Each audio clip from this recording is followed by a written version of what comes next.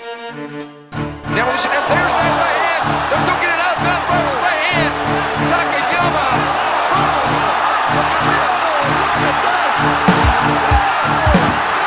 Green trunks for the southpaw, the notorious Conor McGregor. Black trunks for the champion, Jose Aldo Jr. Conor relaxed, smiling. Oh! Nate Diaz, you just shook up the world. How's that feel? Hey, I'm not surprised.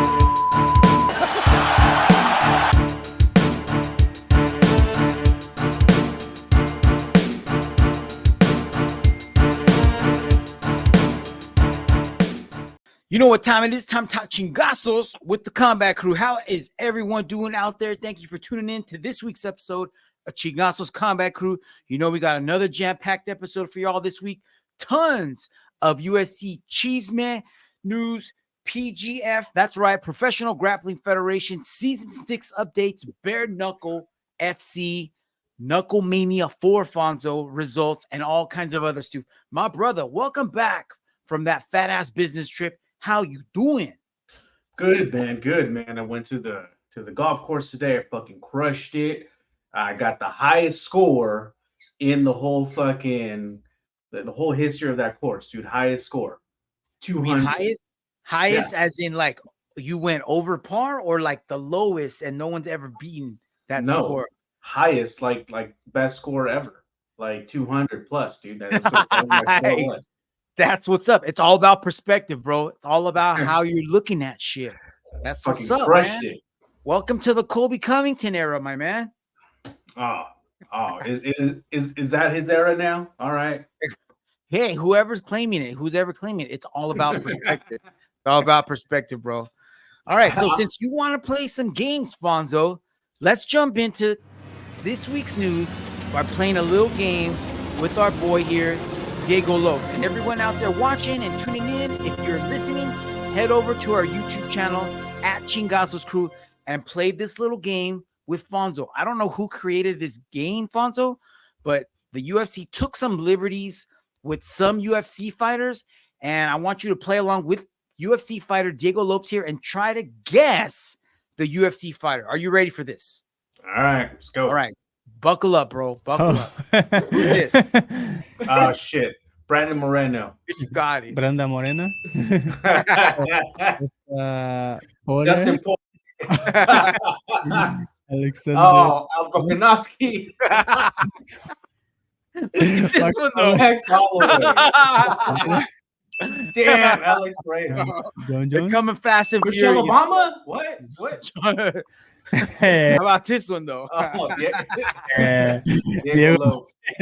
It's me. That was pretty good, man. I found that on Reddit. I thought it would be a fun little game to play.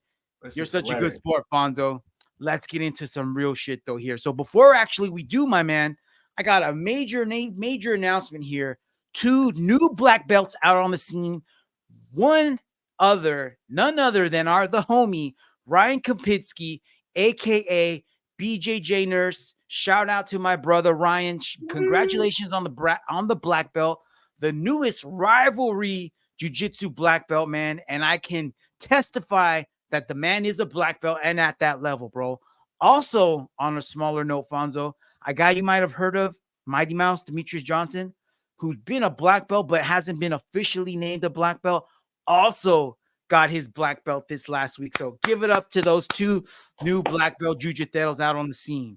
Check them out. I'm glad Victor got his to grow out his real hair. Tell him never to dye it ever again. He's natty, bro. He's an all natty blondster there. Hell yeah. All right. Represent.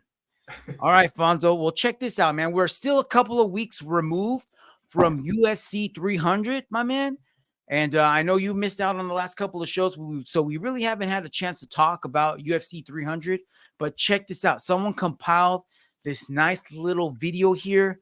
I'm going to mute the audio because they just overloaded it with sound effects and whatnot. But what was your favorite finish from UFC 300 while this is playing in the background, my man? Gotta be Max Holloway. Justin Jalen Turner, Renato Moicano. Talk about dropping the bag, bro. Dude, yeah, for real. So you're on the Justin and Max Holloway train? Oh, yeah, man. I would have to agree, man, just because of the epicness of it, you know. But right behind that, dude, is this one right here. Yeah, this is Poatan and Jamal. nuts. Just because of the epic nut shot, and then him like, nah, bro. Yeah, he's like, yeah, I got And this. it's fun. Did you see on the screen how it said John Attic noise? It's like, dude, was it Beavis and Butthead commentating at this time? Because he's like, check it out. Let's see if we can pick it up. Stop. Nope. Continue. Please get out of here. That was it. Oh yeah.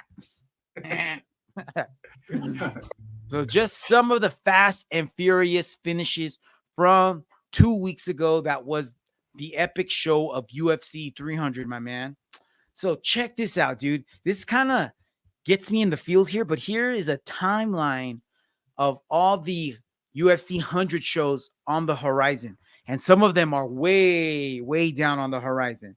So check that out on the screen. UFC 100 happened back in 2009. Then we had UFC 200 back in 2016. Just recently, weeks removed from UFC 300, Fonso. UFC 400, 7 years away, bro. Damn. And then UFC 500, 600, 700, 800, 900, 1,000, bro. 1,000. There's people being born right now that are going to be like, oh, I can't wait for UFC 1,000. Meanwhile, I'm 6 feet under. But hey, as long as the sport keeps growing, bro, keep it going. Oh, they better have UFC up in heaven. Otherwise, what the fuck is it all? As long as my fire stick works up there, I'm cool. Right? Or at least all right, dog. I can go over to your spot, man. You probably got a better spot in heaven than I do. I'll be streaming it for everybody, bro. I'll be live streaming. Cool. All right. How about this? Poatan already turning down offers. So earlier in the week, Magomed Ankalaev tried to put his name in the bag and was like, yo, bro, I'm next, and I'm gonna KO this dude. And Alex is like, hold your horses, bro. I don't want nothing to do with that. I want to fight immediately, and I want to fight again before the year is out. So I guess the timeline for Ankalaev and Alex is just not lining up in 2024. So he might have to get to the end of the line and wait or something. But Alex is saying he is not interested in this at the moment, bro. I wouldn't either. Yeah. You know, maybe a dip into the heavyweight ranks like you've been wanting, man. You know, maybe that's what he's talking about. You never know, bro. You never know. I'm Alex's spiritual advisor, just saying. Don't tell nobody. All right. Well, make sure that he doesn't find out about this because Jamal Hill is not happy about the end results of his co-main event, or actually his main event fight with Alex Pereira. So check this out, dude. This is a quote that he gave in an interview earlier in the week. He said, this is regarding the nut shot. If Herb Dean could have done anything, I would have liked to have had a more clear and better reset. The fact that a ref would give your opponent the control of the octagon like that makes me kind of think before I just straight up disengage and just obey a ref's command like that. If I'm being honest, I'm not trying to make an excuse or anything, but if there's one thing to look back on that fight, I would have done differently. It would have been disregarding that command and stayed on my feet like I was the Angles. Come on, bro. Are you buying this or is he just delusional? He's delusional, man. Like, does he have a point here? No, not at all. Not at all, man. He clearly said go. And then even then, it wasn't like that left hook did not come in right after that. There was a couple pitter-patters, punches that both guys threw before Alex fucking bopped. So, and I want to even say, bro, that I believe he fist bumped before. Like, acknowledge, fist bump, and then they started throwing down, and then he got knocked out. It wasn't like Herb Dean jumped in, and he's like, no, continue, and then he got knocked out. No, it didn't happen quite like that, you know? So maybe he needs to get a brain scan again, dude. He might need a CAT scan. There might be some permanent damage going on up there. All right, dude. Well, whether there's damage or not, Jamal's going on. And as you already know, he confirmed last week that he already signed the contract and he's going to fight Khalil Roundtree, bro. What do you think about this matchup? Salud. There you go. Yeah, I don't know, man. It'll be interesting. Before It'll you be even say interesting. anything, let me show you this highlight reel of Khalil in one of his last fights. This is what is awaiting Jamal. Look at this. That Jamal Hill is going to have any type of answer for Khalil's Muay Thai game, bro. Check this out. This is coming clear.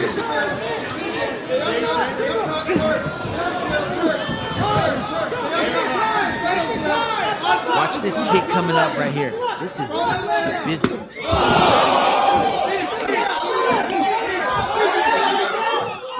Dude, he is a bad man. Yeah, he is. I don't know if dude, I am super duper interested in this fight. I think this could be a bad time for Jamal, bro. Yeah. I mean, the only thing you can do is keep him at range, but it doesn't sound like he's gonna have a easy time doing that. I love his leg kicks. I love those knees. I love the level of violence that this dude brings every time he comes into the cage, old man. Pride days. Yes, it's just like he's just trying to literally get this dude out and kill you. Dude, well, that kick that he threw while the guy was down, like that was clearly to the body. That was right? awesome. That was to the body. Yes. We haven't seen people do those. You know, no, look at this. That kind of, yeah. That was nasty, bro. And those shits hurt. Yes. Yeah. And it was totally unexpected because he was still trying to get up off the mat. Right. Yeah. So, you don't expect those shots to come. So. Well, that's going to be a killer fight, man. I cannot wait. All right, Fonso, how about this, bro? You ready for this? I don't know if you call it a fight, though. It'd be more like a murder. More like a slaughter. True that, man. It would be like a movie, right?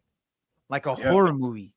Yeah. And speaking of movies, Ciryl Gane's ready to become the next UFC movie star, my bro, even if it's not in Hollywood.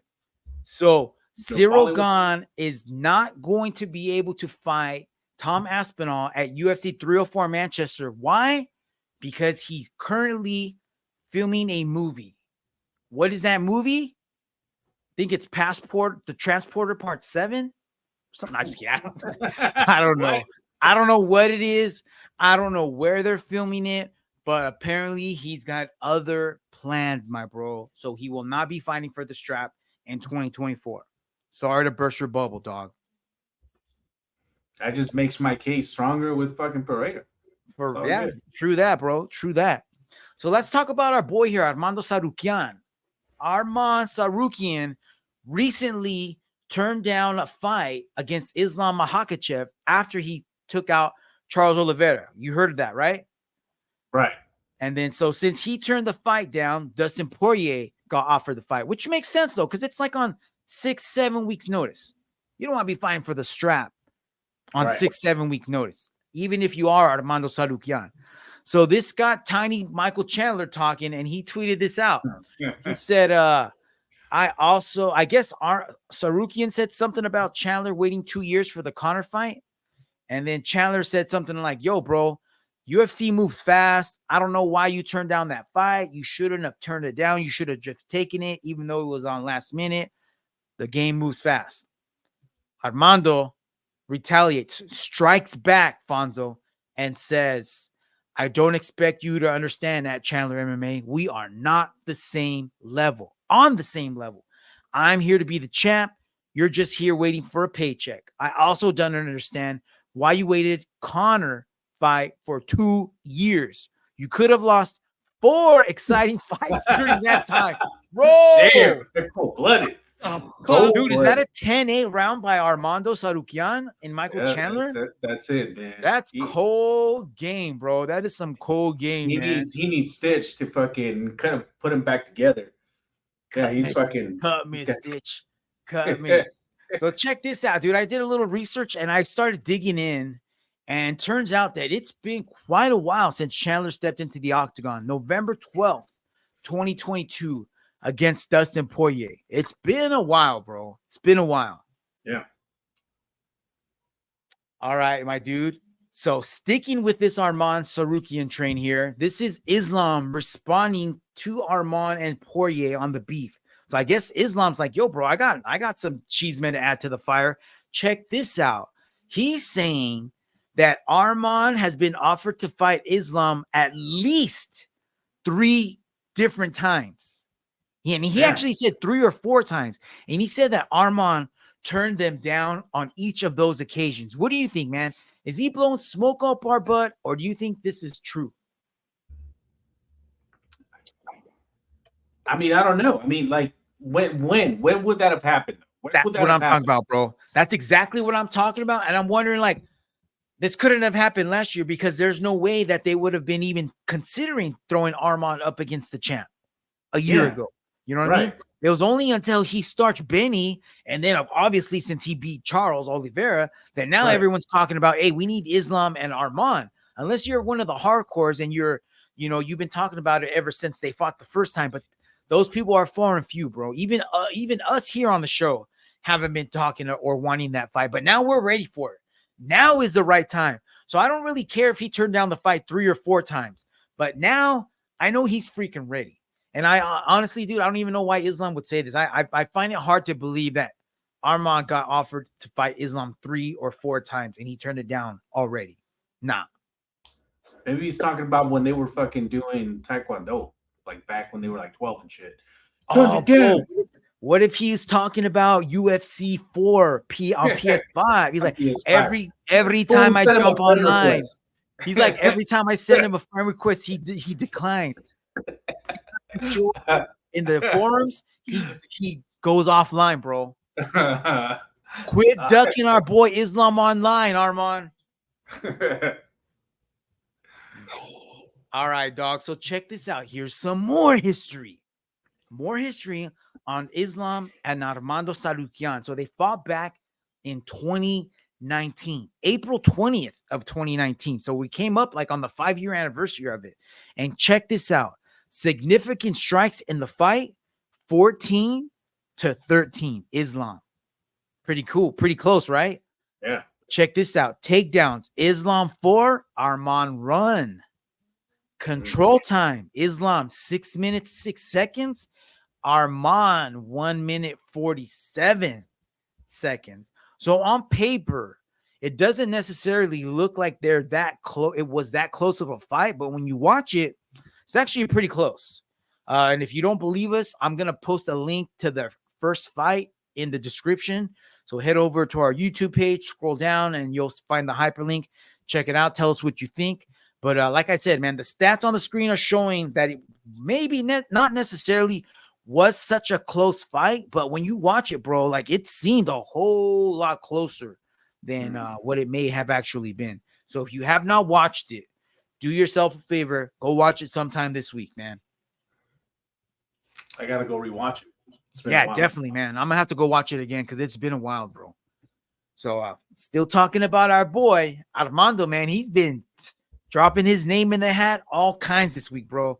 So he let this out of the bag. He said that, I've never even heard of this organization, but ADXC, I believe it's some French, like mixed martial arts amateur organization, but they're saying that they got a Arman Sarukian and Benoit Saint-Denis grappling only match set for May 18th, bro. What do you think about that? What do you think about UFC fighters taking grappling matches outside of their fight schedule? I mean, I think it's cool, but dude, you're risking dangerous. Injury. And for somebody like Arman that is on the up and fucking trying to fight for a belt, I don't know if it's worth the risk. I mean, well, how much could the payday be? Why would I like that? incentive? I think you're absolutely right about this, that they got to be careful about this. One thing that I'm not sure about here is the relationship that UFC has with ADXC. So as you know, UFC Fight Pass has UFC Fight Pass Invitational, and sometimes they have UFC fighters fighting on there. Sean O'Malley's been on there, Glover Teixeira's been on there, and a handful of other UFC fighters. But one thing that they do not allow in those grappling matches is no feet shit, no heel hooks, nothing like that. So that doesn't completely cut down the risk of an injury, but it does cut it down significantly, I would imagine, right? Right. So you're absolutely right, man. This is a big gamble. And bro, Benoit, guess what? Benoit Saint-Denis says this is not gonna happen. He says Armand opened his mouth way too soon, and apparently the UFC brass hadn't had enough time to look over this, and they hadn't okayed it yet. So I don't know who went ahead and jumped the gun and said, hey, go ahead and announce this before, but it's not going to happen officially. Damn. So Benoit's a little upset about it, and he says, yo, you're not going to be able, we're not going to grapple, but now I'll have to beat your ass in the octagon. So now we got a little story there. All right, bro. So when is this going down? When is Dustin fighting Islam? Oh shit. We're still a ways away, right? I think so. Yeah, we're still a ways away. But what do you think are June the chances? 1st. June. Okay, so it's around. Is it for International Fight Week? I think so, man. It's because I think in June we're getting 2 pay-per-views, one at the beginning and one at the end. And I don't remember which one was for International Fight Week, but I found this video on Reddit, dude, and it got me in the feels, man. Because, dude, Dustin has been a dog for a long time, bro. Like, he's been fighting since he was a kid, right. you know. And like all fighters, bro, everyone's time comes to an end, and we don't know when their time is gonna come, bro. And then this could be Dustin's last chance at getting a belt, and it would be sad if he never really got to touch it. You know what I'm saying? So I saw this highlight reel, and I just wanted to share it with you. I wanted to share with everybody out there watching. But check this out, man. This is a trip down memory lane. I wanted to leave tonight Dustin, the world champ, bro. and just let myself down, man. I can't do this forever. I'm 35 years old. It's going to be a sad day when the Diamond decides to hang up the gloves, but it might be coming. I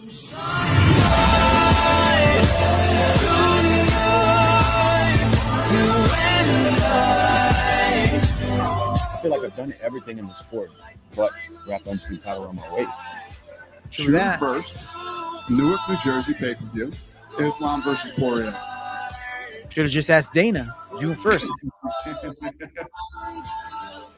There it is. So that video is made by Octagon Mindset, bro. And I was just like, bro, if he doesn't do it this time, I hope that he doesn't think that his career he didn't reach the ultimate pinnacle. You know what I mean? Because whether he gets the belt or not, he's like one of those fighters you would throw up on the Mount Rushmore of fighters for UFC, you know? He's up there, man. Yeah, he's dude, up there. But it's gonna be a tough fight for him, man. It is, dude. It is super tough fight. Yeah, he's got his back to the wall for sure, man. Yeah. But he's got that guillotine, bro. So watch out. That's why we root for him, though. You know what I mean? Exactly, bro. Exactly. So check this out, dog. UFC 304, Manchester, England. Did you see the start time for those pobrecitos over there? 11 p.m. Dude, 11 p.m. early prelims, dog. That's the early prelims. Shit. That is, and then look at the main event. Look at what time the main card is gonna start. A las 3 de la mañana, loco. 3 a.m. Yeah. You better pull an all-nighter, dude. You better not go to sleep if you're in the UK. That's messed up.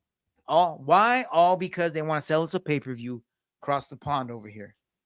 Dude, that's cool for us, but still, man, damn. Cool for us, dude. But I could have easily have just been like, hey, let it come on at 7 o'clock, replay at 7 p.m., and I'll just stay off the internet. I'll stay off the socials. Tell Eddie, hey, don't be texting me no spoilers, bro. And you're good. Why do those pobrecitos got to stay up past midnight? Damn. Sorry, guys. Thank you. And they're going to be paying out of pocket for sure, too. Hey, man, but those are the people that are going to the show, right? Yes. Yeah. Those are the ones that are going live to the show. Shit, can you imagine fucking there's a UFC show at fucking whatever arena nearby, and you got to be there at 11 p.m. to watch the prelims? Tell your wife that shit. Dude, you're not going to make it, bro. I black out by 7 p.m. They better have fucking napping stations. Bro, check this out. We haven't had too many one championship banger events this year. I feel like last year they were popping off almost every Friday. I felt like every Friday playing this jam. But this year, Far and few, bro. I might say that's like the third time I played that gem this entire year, dog. So, but we got a banger coming, but we got to wait till September for this, dude. September 6th, one is traveling all the way to Denver, Colorado for 168. Main event, Stamp Fairtex taking on Zhang for the strawweight MMA World Championship. And bro, check out that co-main event. Jonathan Haggerty taking on Superleg for the Bantamweight Muay Thai World Championship. That is going to be fun. Bro, someone's probably not going to be able to walk home from that fight. Nope. And then we're going to have an awesome grappling match. Cade Rudolo taking on Mikey Musumeci. Mikey Musumeci going up in weight to challenge Cade at the lightweight, in the lightweight division for his belt at the lightweight division. And then check this out, bro. Liam Harrison taking on Sagat's protege, Saksan, in a catchweight Muay Thai match. I don't even know who Saksan is, but he looks like a dude, a character straight up off Street Fighter, bro.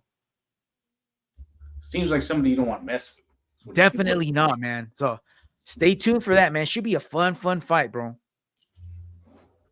All right, dude. Your boy's back. John Jones posted this earlier in the week that he is officially back to training, bro. Stipe, you better watch out. Your days are numbered, bro. You think Stipe can count right now? I don't know, man. I don't know. He's counting on that paycheck, that's for sure. And so is his family. So thank God John is back. Dude, I didn't post this on here. I don't know if anybody out there listening or watching has heard about this, but you know MMA Guru, right? Yeah.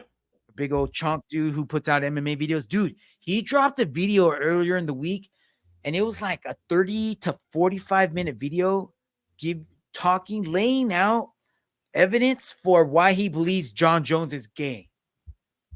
Oh, shit. Yeah, no, Dude. you sent me that. I didn't get to watch that whole. That was too long. Too long didn't watch, homie. Exactly, dude. No one needs to watch that. But the weird thing is that no one's, I mean, I don't know if it's weird or not, but like it's getting no traction. And John's not retaliating back, and no other fighters are jumping on it. So I don't know, just kind of weird. So we'll see what happens down a couple weeks down the line, see if anything comes of that. I just thought, I was like, dude, what are you doing? Why are you going after a fighter so hard like that? Why didn't you pick him, John? All right, bro, check this out. Your boy, Ian Gary, is itching for a fight. So check out what he's got to say. It's Tuesday, the 23rd of April. It's 2:30. Everybody knows when my next fight is. Everybody knows what it is. There's no secret. All I'm waiting on, all we need, is Kobe to sign the fucking contract and say yes. Let's go, Kobe. Can't talk all that shit and not back it up. There you go. So Ian Gary says he signed the contract, bro. He's just waiting on Kobe. What you think? You good or not? I don't know. You might be asking, when is that fight supposed to happen? Well, it's supposed to go down UFC 303, bro. Check this out. This card was leaked by UFC fighter Joe Pyfer. I don't know if this was on purpose or what, but check this out. This is an unofficial UFC 303 main card on the screen. Main event, Conor McGregor, Michael Chandler. Co-main event. Actually, I don't even know what's co-main event and what's main here. I'm just reading it out. Colby and Ian Gary, Khalil Roundtree and Jamal Hill, Benil Dariush, Renato Moicano, and Joe Pyfer and that French-Canadian dude, Barrial. And check out the prelims, bro. Andre Fili Cup Swanson. Oh, damn. That's going to be fun, dude. That's going to be a fun fight. But I haven't seen Cup Swanson fight in a long time. Yeah, it's been a while, man. It's been a while. But you know what I'm saying about this 303 card is that the UFC is finally going to be starting to recover from the UFC 300 hangover. Yeah, for real. 301, not too jam-packed. 302, it's a little more. And then 303 looks like we're starting to get back to it. So yeah, I'm excited for this one. I am really, really excited, bro. All right, man. Check this out. Your favorite fighter, Fonso. Yeah, that's right. Your favorite fighter got brought up on DC's newest podcast with Uncle Chow called The Good Guy and the Bad Guy. I don't know if you ever heard of that podcast. It's an ESPN pod. But Daniel Cormier went on the pod this last week and said that Aljamain Sterling deserves a shot at the BMF title. Why? Is this the worst take of all time or not? Why? Why, DC? Why are you making me like you less than I already do? So I think he just wants a wrestler to get into the BMF action like bad, even if it is Aljo. Apparently, there's no other wrestlers out there. I mean, really, if you think about it, there really isn't, huh? They're starting to fade out. Really. Like, I mean, nah, dude, we got what's his face? The wrestler, the redheaded guy, bro, Bo Nickel. Bo Nickel, shit. Yeah, right. I would rather Hey, see there you Bo. go. I don't even want to see. At this point, I don't want to see either one of those guys. Just keep the BMF going the way it's going, and it'll be fine. Bo Nickel would be more exciting than Aljo, though. Probably. How about Bo Nickel versus Aljamain Sterling for the BMF? I'll wake All right, up when it's over. Seriously, man. Seriously. How about this, though, dog? Jared Cannonier's got a fight announced, and he's going to be fighting Nasruddin Imavov. So, not necessarily the needle mover that we wanted, but hey, sometimes the fights that you least expect the most out of are the ones that deliver the most. I think it's going to be a good matchup. Should be a good matchup, man.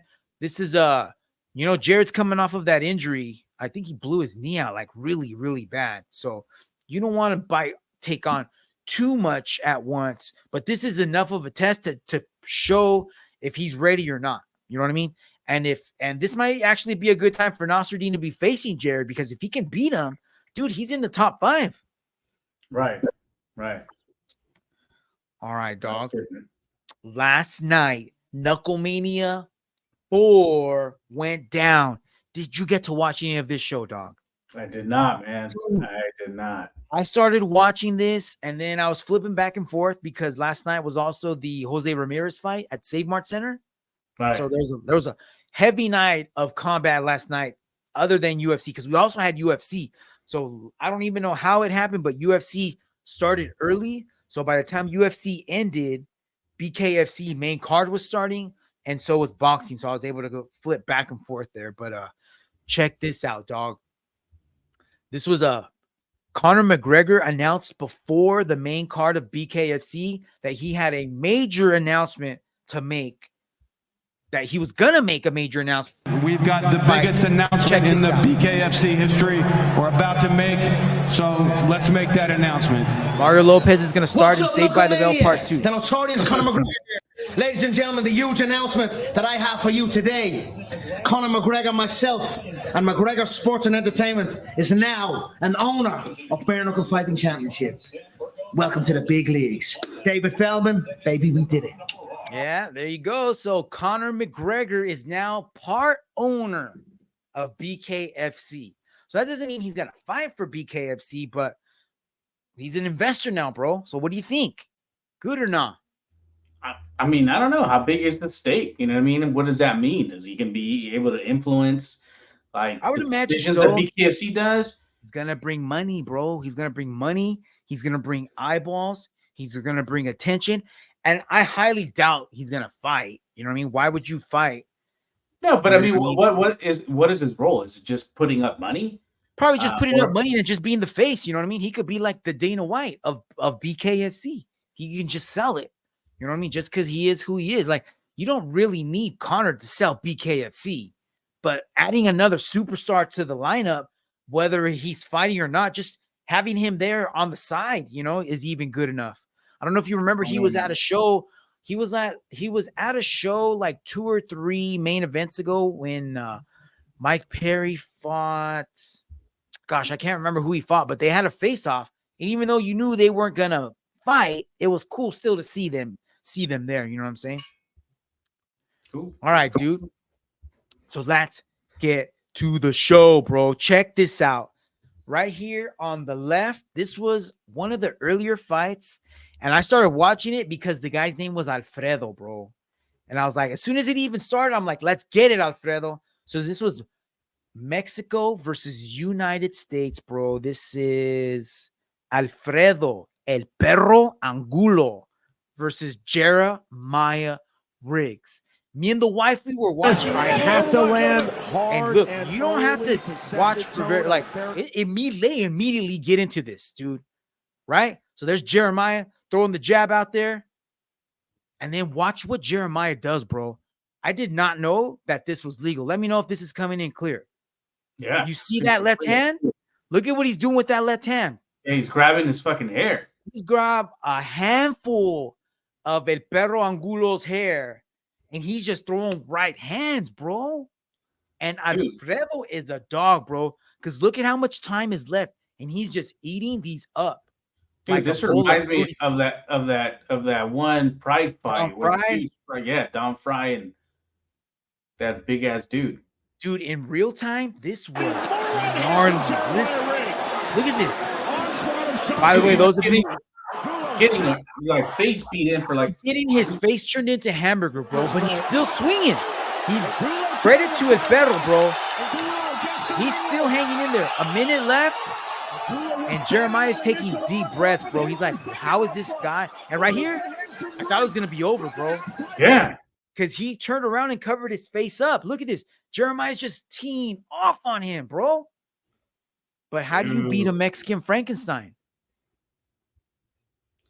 You fucking not like that, bro. You tell him there's no more tacos left. He drops him with 38 seconds left, dog. That was straight up Homer Simpson. Yeah, seriously, man. That might have been why I liked him so much, man. So that was cool, dude. If this fight would have continued, and that was me in that fight, immediately in the corner, be like, "Hey, somebody get some fucking clippers, cut this goddamn hair off." Dude, that's what I'm saying. I'm like, if everyone is watching this, that just goes to show you, bro. Shave your head in the locker room if you're fighting BKFC, because this is not worth having hair, bro. Hell no. Yeah. Hell no. How about this, dude? This was a fight that had been in the works for a long time. I want to say it got canceled like 2 times. Todd Duffy taking on here. Who we have here? Ben Oh, yeah. Big Ben Ross. Smartly engaged. Check it out. This didn't last long either, Fonso. Round number 1. Black and red trunks for Ben Rothwell. Black and white trunks for Todd Duffy. Form shield guard. Yeah, you hear that, man? These 2 heavyweights, dude. Look at it. Oh, shit. There's a big power difference and size difference. I'm good. I'm good, Big Dan. Let me go. Let me bang.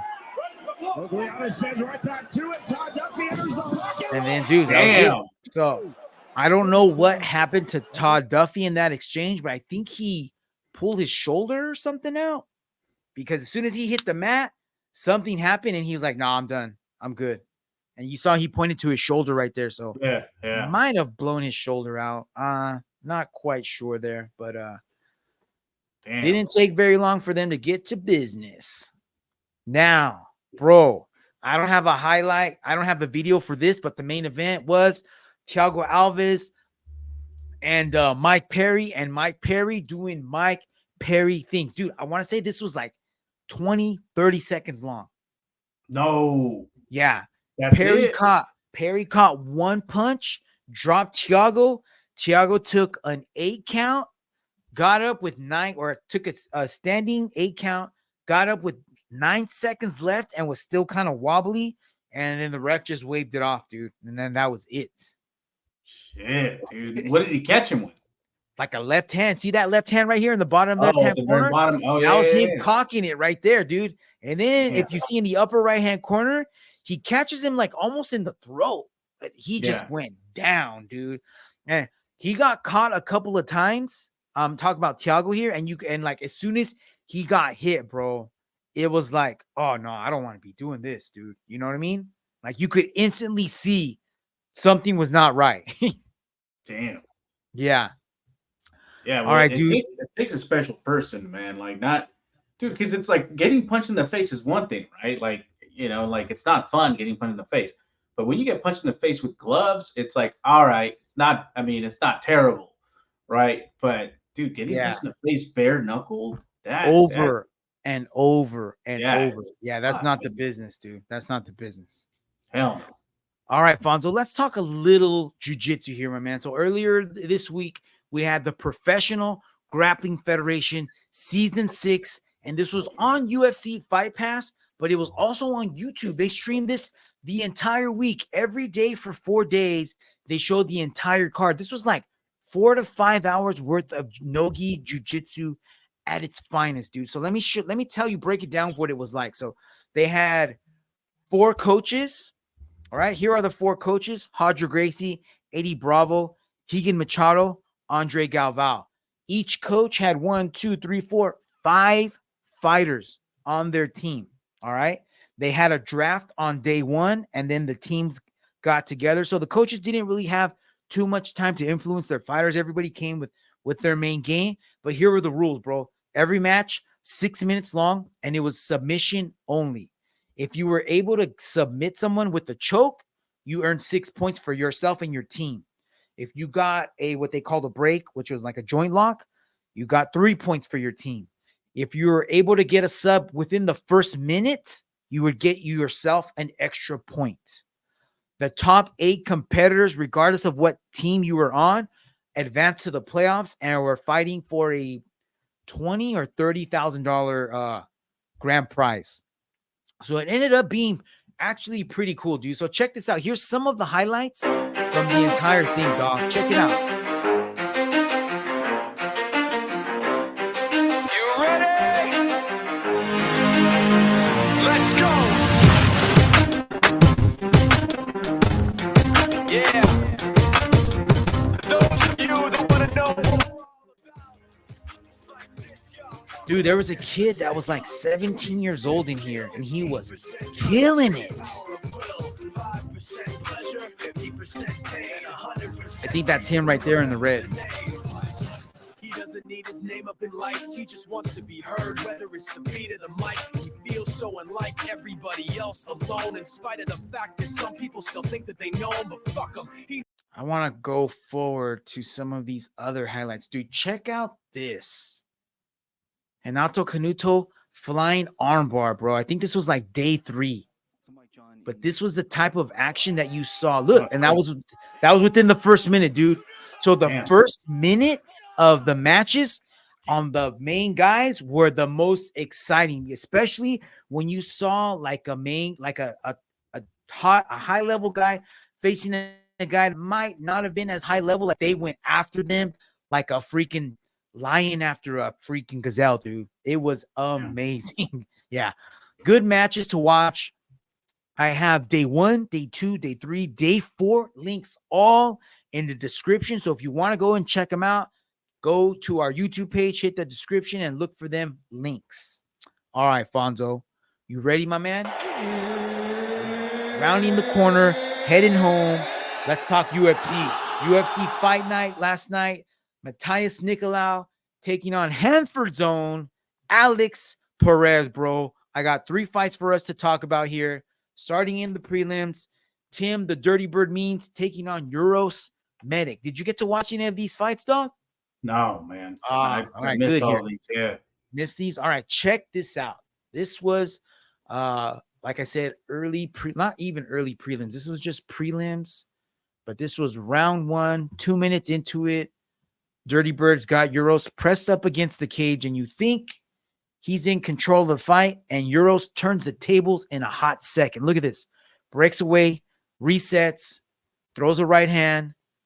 Look for this uppercut.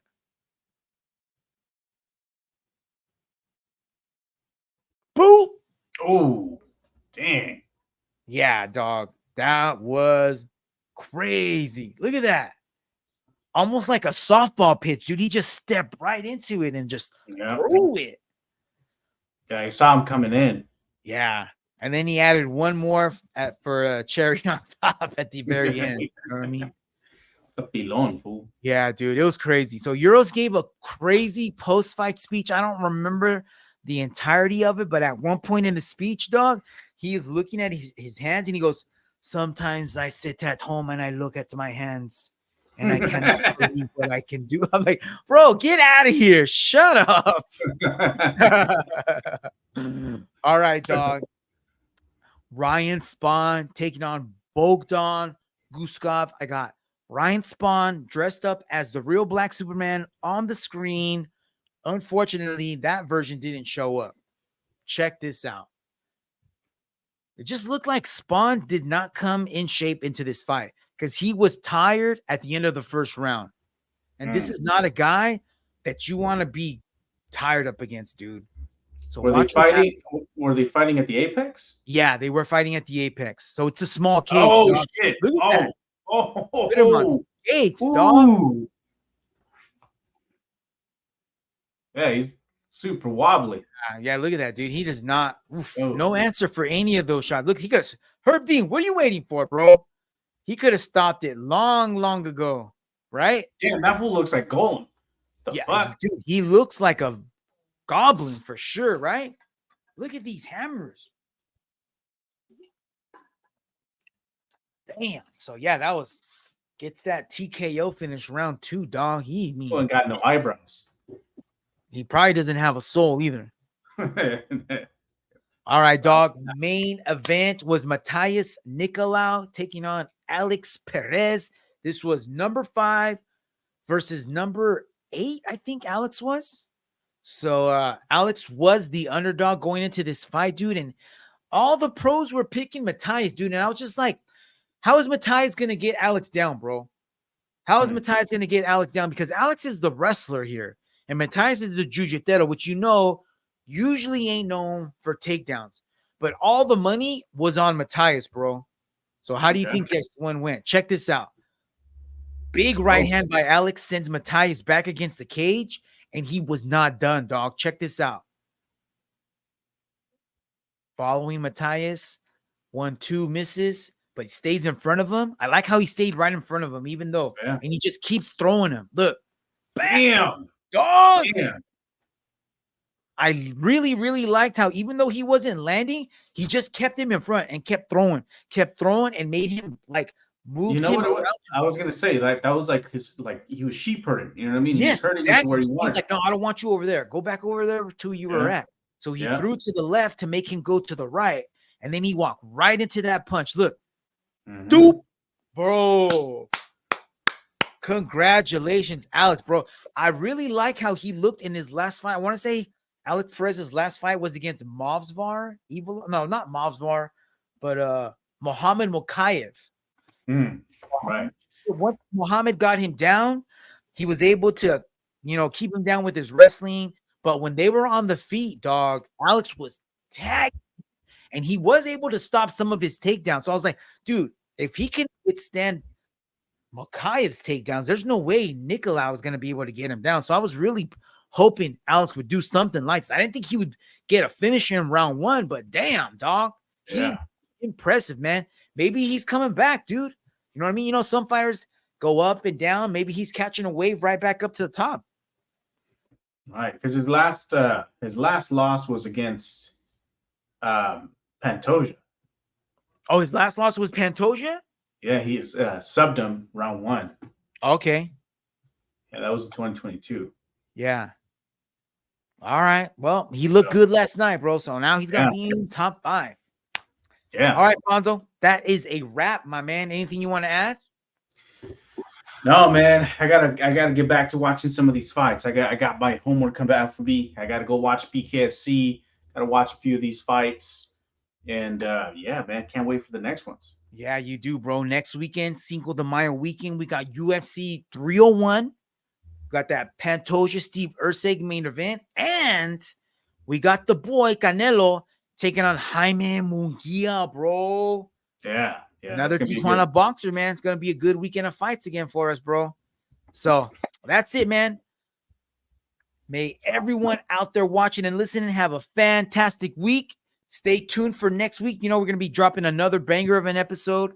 That's all we got. Until next week, Chingasos crew out. Peace. All right, dog. We out. All right, man.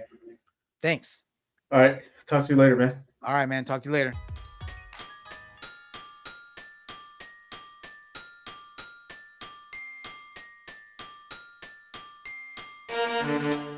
Demolition, and there's that right hand. They're duking it out. Mount Rival right hand. Takayama.